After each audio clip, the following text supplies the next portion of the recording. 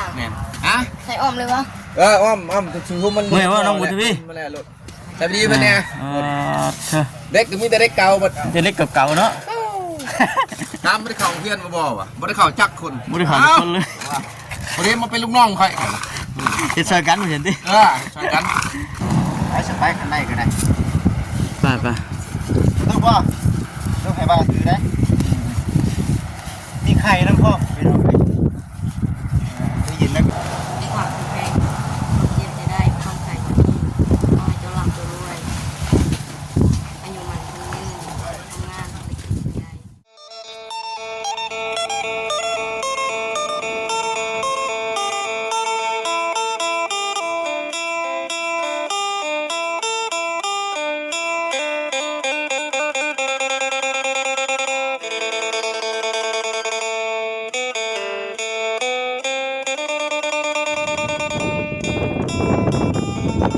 เธอมืดคึมมืดฟ้ามืดฝนมาอีกแล้วพี่น้องเอ้ยคิดว่ามันเบิดฟ้าเบิดฝนแล้วว่าซั่นมันก็นี่ก็ญาติปกเปกลงมาได้เลยพี่น้องเอ้ยเนาะ2-3บทเลยมื้อนี้นะเฉพาะมื้อนี้ตั้งแต่เช้าพุ่นแวะเวียนเข้ามาหาน้องบุญทวีกับน้องสายฟ้าก่อนว่าซั่นพอดีว่ามื้อนี้นะ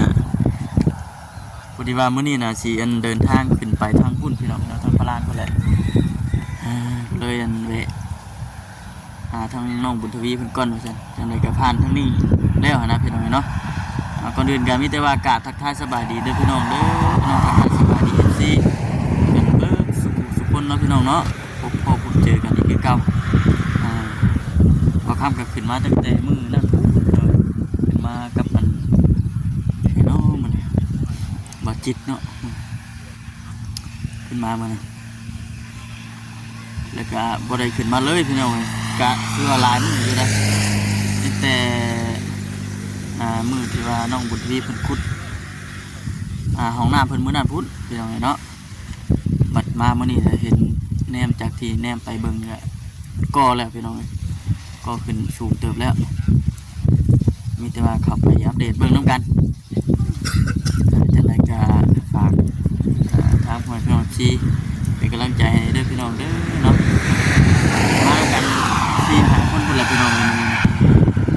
ทางว่าสิพากันเดินทางขึ้นไปทางบ้านตังวายลำถ้วยบ่หรือจังได๋แหละ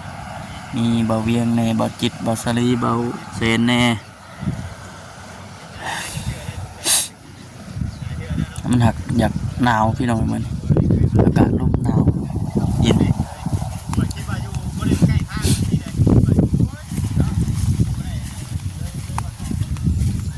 ไปเบิ่งกัน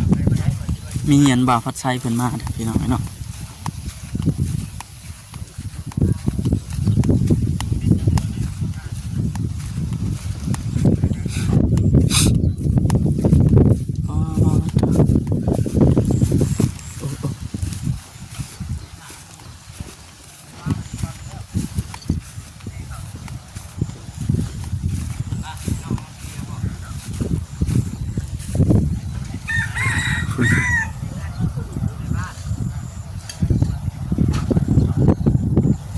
แล้วพี่น้องเนาะ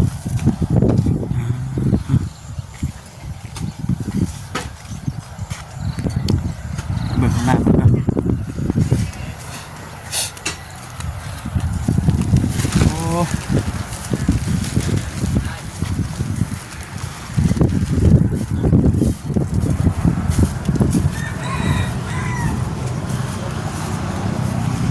้นี่เลยน้องๆเพิ่นกำลังสิเอาดินมาถมนี้เบิ่งพี่น้องเนาะก่อไปเลย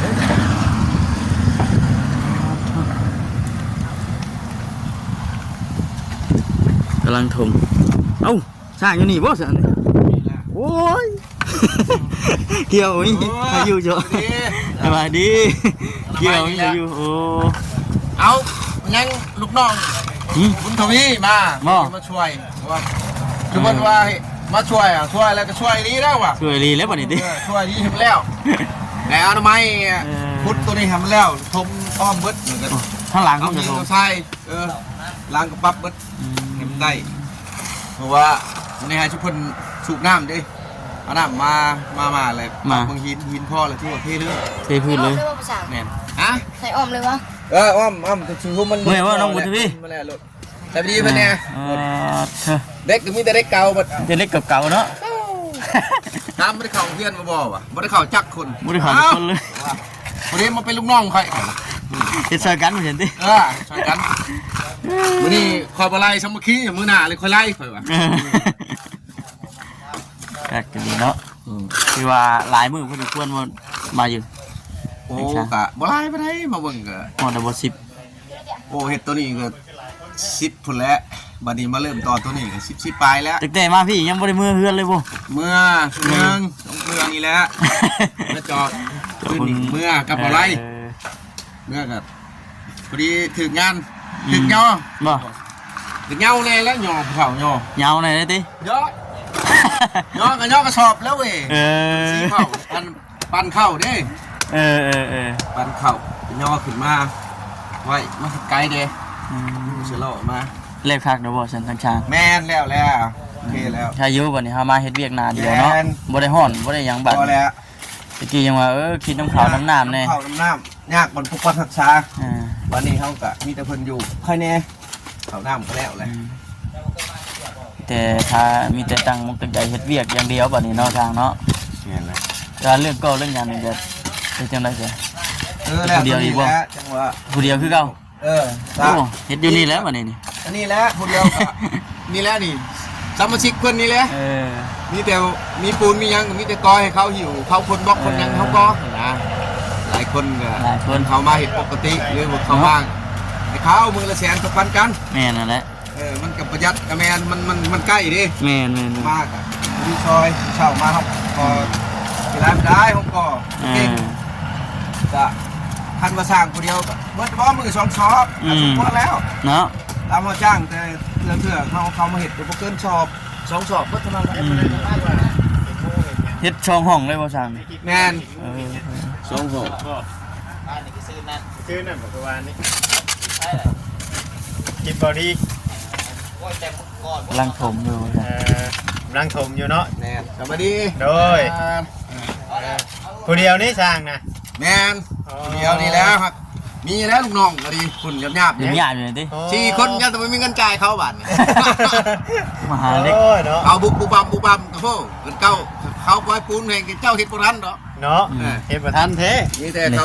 ให้เก็บหินตัวนี้ทำไมหินล่างหินให้คอยล่างหินล่างทรายไว้นะ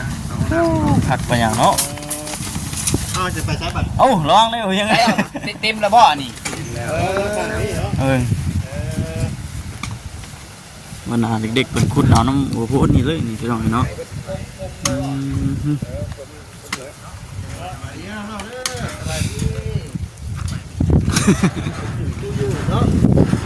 เป็นลูกดีนี่เลยนี่สาขาคนช่วงหน้านี่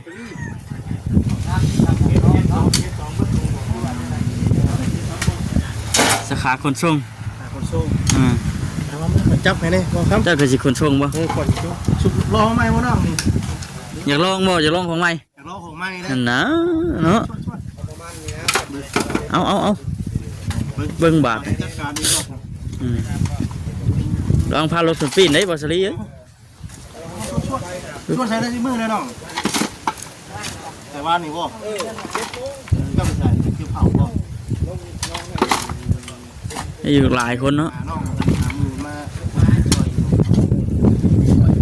ช่วย เพื่อน ที่นั่นต้องเลย เอาลดให้ดอกดินอ่อนอยู่ดอกเนี่ย ข้างทางของน้ำบ่ไม่ติดแล้วบ่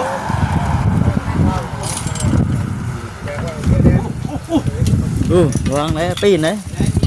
ไปเลย ดู เอามาใช่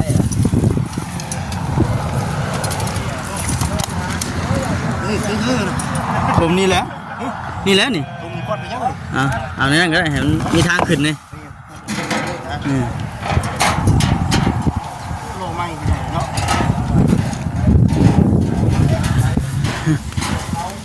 ไปหาคนเกี่ยวเขานะ เอาไปขายเมียทางบ่เห็นหรอก ไอ้ดอกดีมันอ่อนอยู่เนาะโอ้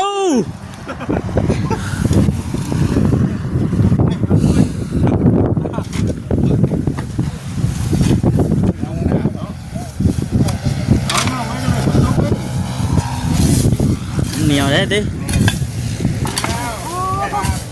อ๋อสามบุ้มขึ้นนี่พี่น้องเนาะพี่น้องแต่เนี่ยน้องบุญทวีเอ้ยปุ๊กโอ้ยปุ๊กตูบอีกแล้วมืดฝนครับ ปรีปั๊บน่ะดินเลย อืม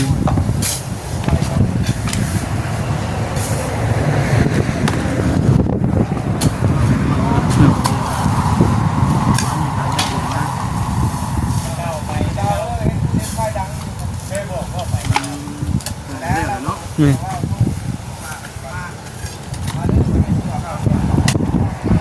นี่ถึงก่อนเนาะ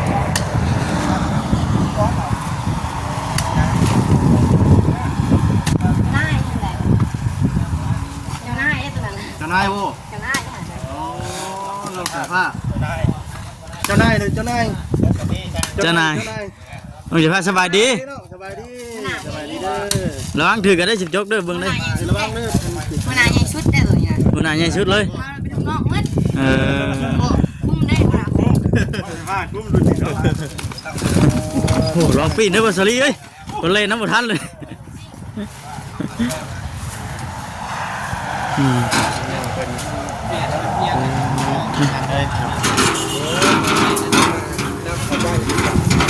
พักได้หมดใหม่เนาะ สมครับของใหม่ติ แต่ผ้านะสบายดีเลยคนมืดก็ได้ไปเลยโอ้ข้างรอบเลยครับ เนี่ยเนี่ย ไอ้โม่กินยูนโดนบอก ว่าบ่ เนาะ เข้ามาเลยนะแม่เนาะ ปีนี้อากาศมันร้อนมันหนาวเนาะ แม่นแม่น ออกกำลังกาย ถึงจังว่าเลยได้ เนาะถูกต้องอยู่ ครับบรรยากาศมันมืดแบบที่เนี่ย คึมเนาะ ถ้ากันน้องๆบนบ้านกันคนตรงหน้า กูละ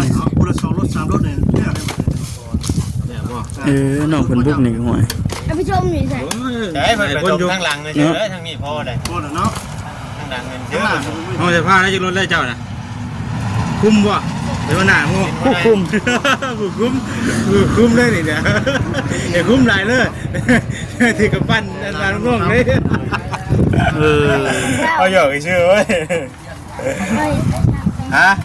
เฮ็ดแต่เช้านี่บ่จะล่อแล้วมื้อนี่ เอาตอนแรกอะไร10 ดอก 10ล้อพุ่น 10 โล แม่นบ่เนาะ ยุ่งหลายกูเนาะ บ่เราจังนั่งเจออยู่เด้อ ใช่ ฮะ เดี๋ยวสุกความการจะ10 ดอกเร็วเดี๋ยวว่ะตัวเขาไปไหนสุกเลยนะตอนยังหมด เงามันเนาะสมมุติว่าไล่5 ล้อกับ10 ล้อเงามันจะได้ขึ้นมือให้น้องบ่เดี๋ยวเราหยุ่งนะพี่น้องเนาะเราใส่ฟ้าเดี๋ยวพุทธใส่ดินอันนั่นเนาะผมต้องใส่พอดีเกียบเลยพร้อมกันเลยมันนี่เนาะ แม่น มาหาภูมิใจ ไม่เจอเดี๋ยวมาใส่กันนะ แค่บ่ตกนี่แค่บ่ตกลงมาเนี่ยโอ้ยแจบมัดไว้เด้อ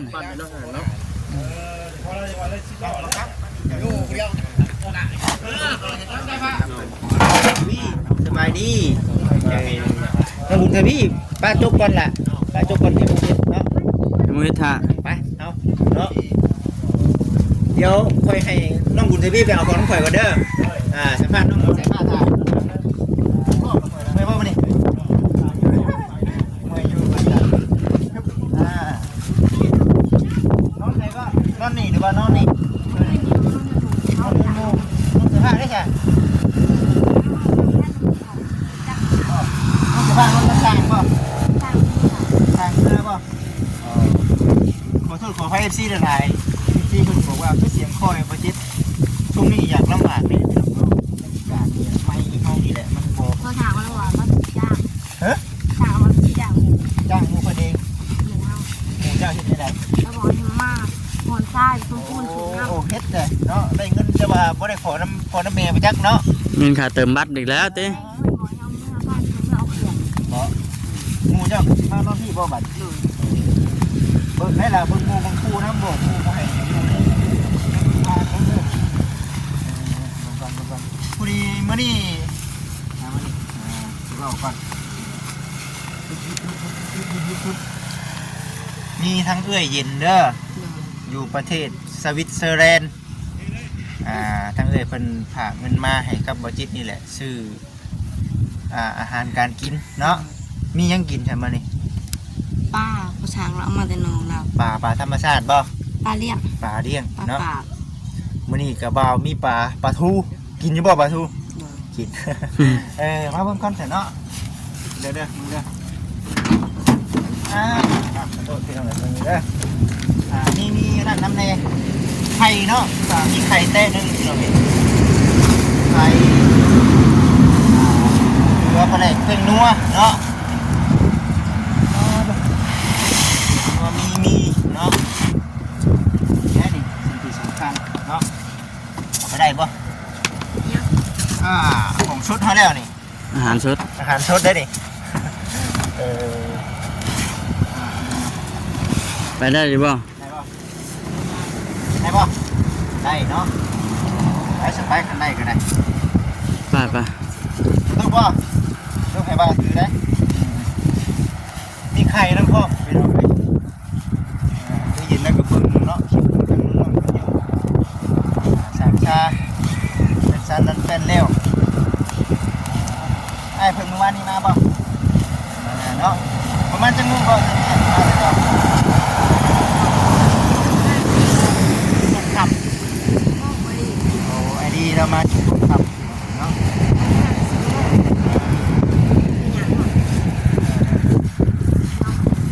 เอาเครื่องเนาะ มาบอกเลยว่าเมื่อที่มาบอกมาเองมันบอกว่ามาเดียวมาซอยคนที่หนึ่งบวกกับจ้า ดีแล้ว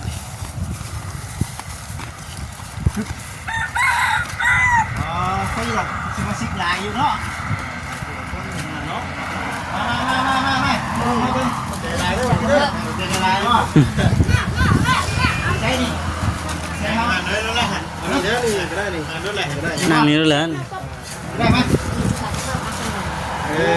ได้อยู่ได้กินเนาะ นั่งใส่ผ้าสบายดีครับสบายดี นั่งใกล้ๆกันพวกเรา ใกล้ๆครับ ใกล้กันบ้างล่ะ เบิ่งด้วยพี่น้องคันบ่คิดจำบ่คิดเนาะเอ้าเมียไปนี่แม่เจ้าบ่ แมวตุ้ยแล้วบัดนี้เนาะ คุยแล้ว ทานเป็นเบิดแล้วบ่เนาะทานยังอยู่เนาะ มีปลาแดกน้ำปลาแล้วก็พริกนัวเกลือเด้อน้องเด้อมีไข่อันนึงครับเอาเบิ่งรูปเจ้าเบิ่งรูปทางไหนนี่ อย่างนี้เนาะ ครับ ว้าว แกมาด้วยนี่เอาคืนตัวนี้ กองโฟมเอาคืนบ่ ลูกซีน อ๋อ ลูกซีนครับ ถึกไปซบกับหมู่เพิ่นมาเลยมื้อนี้เนาะ ปลาทู2 โลยังเข่งอยู่บ่ล่ะยังเข่งอยู่เนาะ วางแมวได้บ่ทูเองของมักจ้ะ มีนั่นบ่มีเนี่ยใส่บ่ ติ๊กนี่ มีกระติกบ่ ใช่ใช่นะ บ่นี่ก็เอาเลยก็ได้ครับ เอาไม่ได้ใส่ หันมาใส่หันเด้ ใส่นี่ก็ได้เอา พอละมากก็ให้เรา บ่เราให้น้องๆเลยก็ได้ อืม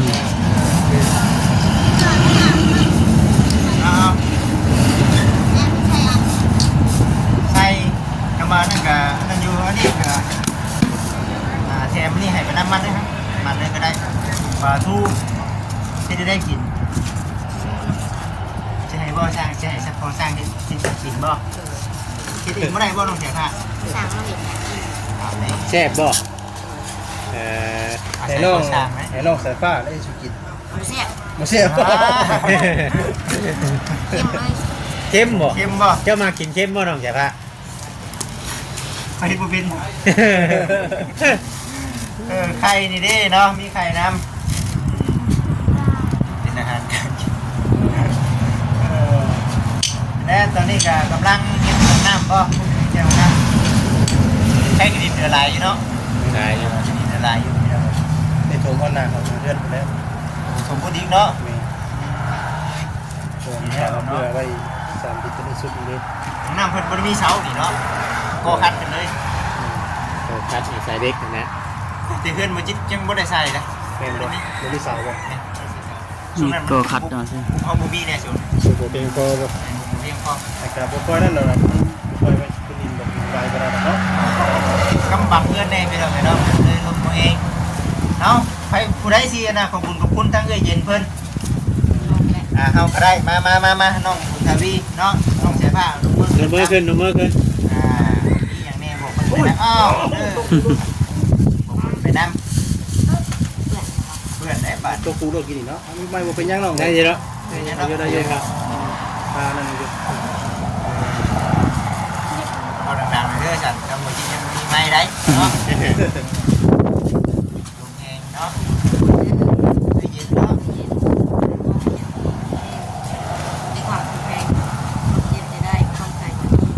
น้อยเจ้าหลังเจ้ารวยอายุมันคนนึงทำงานไปกินใจเจ้าทุกคนด้วยไป น้องเอาผู้นี้น้องเบิ่งน่าจะผ่านนะน้องจะผ่านน้องเบิ่งจะผ่านนะ ได้ น้องเบิ่งเอาได้บ่ล่ะน้องเบิ่งอยู่ได้เด้อ มีแต่ยิ้มอย่างเดียว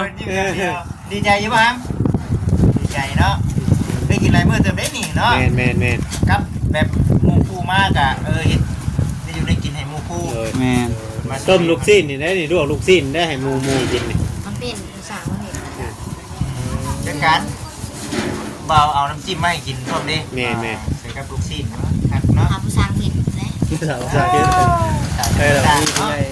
ทั้งหมดเราไปจุดกินอยู่สุด ไปสันหลังจากว่าเขาได้เครื่องได้ของแล้วเห็นงานแล้วบาดนี้เนาะ แม่น ไม่ใช้ปลูกเก็บใช้เลี้ยงเด้อที่เมียจะเจือหาบนไว้ไป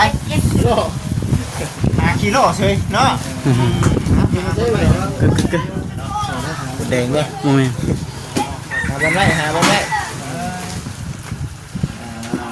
เนาะเชิญพี่น้องเนาะคลิปนี้ก็คือจบคลิปกันบ่ฟังก็ได้แล้วก็ขอบคุณหลายๆเด้อตามคนพี่น้องที่ทุกคนเนาะโอเคพี่น้องสบายดี